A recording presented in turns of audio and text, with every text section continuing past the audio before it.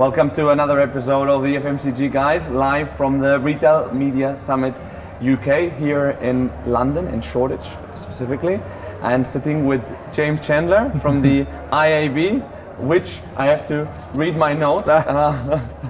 Is the Interactive Advertising Bureau, right? That's it. Thanks for joining, and Pleasure. good to see you yesterday and today again. It's a double header. People are going to talk if we keep meeting like this. Yeah. And sure, it's the beginning of a great friendship across different events. Well, thanks for sitting down with me. How are you seeing the event so far? What takeaways do you have so far? Well, it's great, and it's like you say, it feels like there's a whole raft of retail media events at the moment, and we've got our own upfronts next week as well. So it definitely feels like retail media is at the very top of agendas for a bunch of businesses. Lots of our members who we've had for a long time, a whole bunch of new members, retailers that are becoming media owners overnight. So, and this has been great, a couple of great panels, talking about measurement, talking about standards, all the right things. But the key with all of this is, sort of rising tide that floats all boats. We've got to do stuff that kind of benefits everyone, especially if we want the retailers involved, because they're natural competitors, right? And then you want them all to sit in the room and do stuff together. But it's great, it's buzzy, it's brilliant. Yeah. Standardization is the word out there right now. Yeah. And we'll go into that later. Maybe you can tell us a bit about the IAB, what you do. Yeah, so we're a trade body for digital advertising in the UK. There's obviously lots of IAB'S around the world. We're kind of cousins rather than brothers and sisters, so we all sort of share the same identity. We've all got the same goal, which is really to make digital advertising brilliant and the best it can be. But we all operate independently. So on things like retail media, we're looking to the States, who are a bit further ahead of us. Australia, which is an incredible market as well. France doing some great stuff. So we're very close to IB Europe. But our focus. And we've made a really, really big bet on retail media. We did a big round table last November to really get a sense of a bit of a dipstick into the industry. What are people thinking and feeling? Is there a role for us here? Yeah. And we've done stuff before in mobile, in podcasting, gaming, these sort of emerged and emerging platforms. And it was a real sense check with retail media, is there something needed here? And it's no surprise that it's exactly standards, it's awareness, it's thought leadership, it's how do we get brands excited by this? How do we tell people that it's not just the bottom of the funnel stuff, that it's brand building, it's not just endemic brands. So as we unpacked it a bit more, it's like, okay, we're going to make a really, really big bet on retail media owner. And it's a bit of future proofing for the IAB as well. We're always thinking about what's that next thing that is coming over the hill. And it was mobile once upon a time, it was podcasts not so long ago, and that's seen incredible growth. And for us, the big bet we're making is retail media, absolutely. And what type of you talked about members before, what members do you have in the... So it's the whole spectrum of digital advertising. So you've got platforms, you've got media owners, publishers, bunch of ad tech companies, but also we've got agencies, so all the independents, all the big holding groups, as well as advertisers. So anyone and everyone who's involved in digital advertising. And for me, that's the unique bit that we do. We can get all the various parts of the jigsaw together to probably do things that they wouldn't do on their own. I mean, show me another example where TikTok and Meta and Google would sit in a room and agree to do something together. It just wouldn't happen. So we're always conscious when we do these things, you've got to have the sales side, but you've got to have the buyers and the advertisers as well. Yeah. And the retailers, as you were saying, I guess they've gone from being an advertiser to being from being a brand to being having their own media. So. Yeah, their competition, Tesco's competition is no longer just, Asda and Sainsbury's and Waitrose. It's Meta and it's Google and it's Amazon. They're fishing in that pond for those kind of budgets now. And they're all very established. I think the really key difference is that there's a bunch of businesses in digital advertising who that's all they do. All the revenue is advertising. So you make some decisions based on that.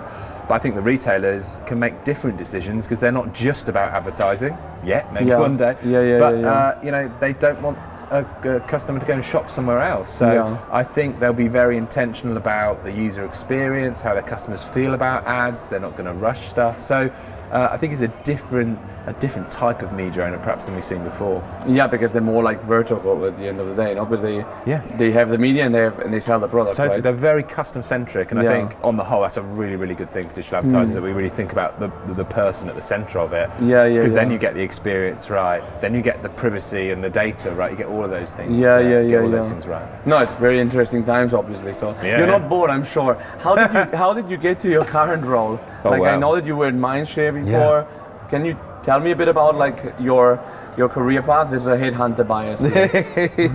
I kind of grew up at Mindshare, so I spent almost 10 years there. Always in digital. I had a stint at Channel 4 before that, which was amazing. I did a bit of recruitment, was awful at it. You did recruitment? I did a bit, I was terrible at recruitment. And then I got into Mindshare. I was working on, I did digital for Nike and for Lynx deodorant, and it was just like dream world. So we were doing stuff with Xbox, we were doing early stuff on mobile. And I was kind of right place, right time with mobile. I had a brilliant boss at the time, and she said, you need to have a thing. So mobile's kind of big, smartphones were becoming big. So I got into mobile. I was head of mobile for Mindshare in the UK. And then I did that globally as well around Mindshare's massive network, which was a lot of fun. I left and I joined Snap just before they IPO'd, which was an absolute riot. That was a lot of fun. And then John, who's my boss now, CEO at the IAB. So John was the head of mobile at the IAB when I was coming through, and I wouldn't say it's a podcast, but he's always a bit of a hero of mine. Yeah, I got talking to John, and they were going to make him CEO, and he wanted me to go and work for him, and I just couldn't say no. 7 years later, here we are. Wow.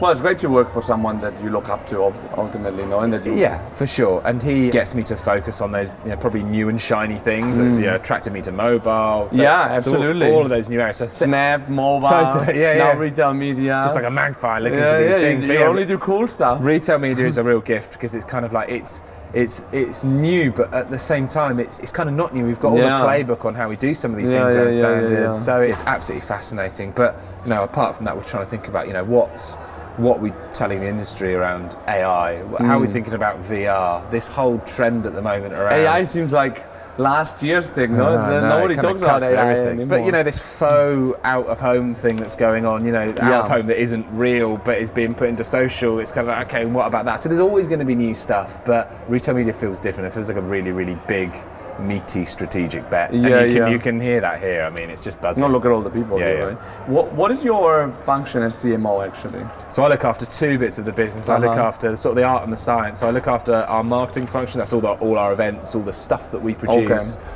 Our brand, how we turn up, how you see us, and more recently I look after our research and insight function as well. So that's the big ad spend report that we produce. It's all the stuff that we do on attention, on measurement, lots of exciting things around don't be a clickhead is a big highlight, so trying to get people not to focus on the vanity things but on the bigger business things. So yes, a lot of fun. It's just small, people are very surprised. I mean, we're only 30 people, but we're juggling loads and loads of stuff. We're trying to move in two speeds, all the stuff that's happening now. Cookies are going away, identity and fraud and all these other things, and at the same time just trying to look over the hill and see what are those big bets that we need to make for the future. So it's a lot of fun. So one thing that everybody's talked to me about more than AI, and I was serious, like people are not talking about AI, which if you went when I was at Shop Talk in March, AI everywhere, right? Yeah. So everybody, the word of the day is standardization. And I think that you guys have a fantastic viewpoint on that because you're like, it's kind of your function, not to standardize things. Maybe to go to the root of it, what does standardization actually mean? And then we can develop into why it's important. Well, I mean, if you go back all the way to the start of digital advertising, a bunch of different portals, AOL, Yahoo, Microsoft, were selling ad banners, and they're all a completely different size, and they couldn't scale it. And the only way you scale it is by going, actually guys, if we all agree the right sizes of banners and MPUs to sell, everyone makes it easier to buy. So on a very simplistic scale, you kind of ladder that up, and standards is not just banner sizes now, it's about what we're calling things. So people calling things different things. When you standardize stuff grows faster. I mean, it's whether we're thinking about metrics or we're thinking about sizes, definitions. So maybe like the EU. Ironically. Precisely. And we know because we've done this, we did this with mobile, we went through this with podcasts, things only get so far, and what it needs is everyone to get around the table and agree, okay, so what should we call this thing, or what should the standard be on this thing? So those things take time, you have to do lots of sort of stuff by committee, you have to be very collaborative about it, but once you get those standards locked in, once we're calling everything the same thing and we're all using this common language in agencies and advertisers on the sell side, it will start to scale. So very, very simplistically, that's kind of what we're doing. That's what the US are doing, the IB US. IB Europe are kind of doing the same thing, and we're lucky with that big network that we're all kind of joined up and saying the same thing. So my hope with retail media is it doesn't get to sort of make all the mistakes that maybe things that have come before it get to do. You get to leapfrog those because we've already got standards around ad size. You don't have to reinvent a bunch of stuff. But there's some sort of specific things that we need to do, mainly around kind of definitions and who can do what in the market. And who do you have on the table? That table that's deciding the standards. Who do you have there? Well, you have to have quite a big table. It's a big table. Nowadays, it's a big virtual table. Of course, you've got to have everyone. You've got to have all the pieces of the jigsaw puzzle. You've got to have the retail media networks. You've got to have the ad tech partners they're plugged into. You've got to have the agencies. You have to have advertisers. You've got the brands, platforms, publishers. Often the more you add to it, the harder it gets, but the better the end product. So you really kind of have to hold your nerve. I mean, we're a not-for-profit trade body. We're very open and collaborative. It's always like, okay, who wants to come in and do this thing? So we've got a retail media group, which I think at last count was around 70 different companies. Okay. You know, we meet about 6 times a year, and you know, the first focus was we need to do a bunch of education, we need to do some standardization, and we need to get advertisers excited by this opportunity, not just see it as that bottom of the funnel, targeting people who are going to buy something already. So that's our sort of brief written for us to go out and do. So obviously the excitement is there, no? Because I mean, it's obvious, like with all the people that have turned up here, all the retailers are talking out and building networks. Brands are also ramping up capabilities and forming specific teams, which is interesting because when you look on LinkedIn, people that are retail media director, head of retail media in Europe, they have only been in the role for like 10 months maximum, right? Which is hilarious, but it makes a lot of sense as well with what we're seeing. So the excitement is there, but what are the main barriers to make this happen? What are the main points of contention and of disagreement between the parts? I think what battles are you fighting? The retailers are natural competitors outside of digital advertising, and that's the world they've been in, right? They are scrapping it out for share. When you come into this world, it's kind of like we're small at the moment, and we want it to grow very quickly. We're not going to do that if we're all calling things different things. So we need you to collaborate in that way. Like I said it before, but it really is a rising tide floats all boats. So that's really, really important. But, you know, we've got skin in the game. We've done it with the big platforms. We've done it with the news brands. We've done it with big audio companies like Global and Bauer and Acast and Spotify. So we know it can be done. There's a kind of a long game to it. Everyone's incredibly busy and there's no shortage of new things to think about. So you're trying to do your day job and you're trying to think about this new stuff. I think there is excitement, but I think there still is a perception of, well, where does retail media fit in? Who do I go and talk to in the agency about it? That might be 2 different teams. Who in the advertiser side do I talk about it? Is it coming out of the trade media guys? Is it coming out of these new sort of digital guys? And then who can I piece together? I need to talk to some ad tech people. That feels sort of scary and not very transparent, is the perception of it. So when you get beyond the excitement, there's a practicality. I think someone said it on the panel brilliantly. On paper, it's this incredible opportunity. But when you get into actually doing it, it's slightly more challenging. But it's a good challenge, right? And so it's interesting when we talk about retail media, a lot of the focus is on the retailers, but actually the people that are actually spending money on it are the brands. What is the role of the brands, or what is their current role, and what role do you think they should have?